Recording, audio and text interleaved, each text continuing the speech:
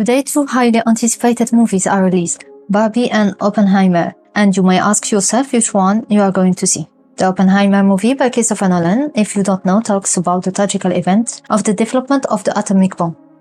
I do on purpose talk about the invention itself as a tragical event and not its use in Hiroshima and Nagasaki, simply because as soon as the idea of the atomic bomb was out, worked on and developed, what came next was inevitable. This idea of the limits that we should or not impose on ourselves when it comes to innovation and experimentations, especially in the technology world, is not new, and the riddle attached to it is still not solved. The same questions are asked about the new AI advances. We have to put a sort of safeguards in place, and if so, how do they look like and who will be in charge of defining and governing them?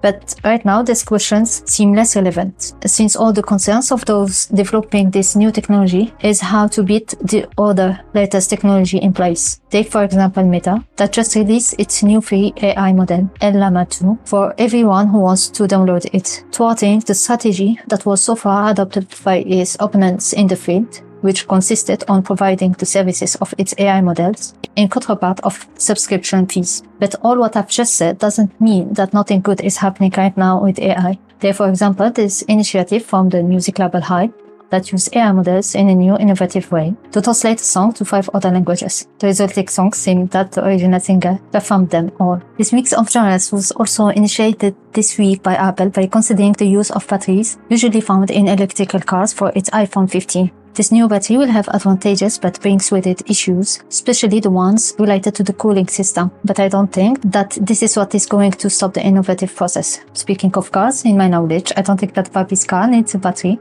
at least in her land, depicted by Greta Gerwig in the new Barbie movie. So the idea of the plot is simple. Barbie, the doll, must travel to the human world in order to understand herself and discover her true purpose. Maybe the movie is not so dull after all, and maybe those who developed the atomic bomb should have asked these questions in the first place. So to answer your question, which movie should you watch? My answer would be, what are we going to do and what decisions will we make after we finish watching them? This was my take on the news of this week, selected from the ones I shared on my website. In this podcast, I try to find a way to tie all the events together, as if their actual story was already written this way. See you in the next episode. Bye.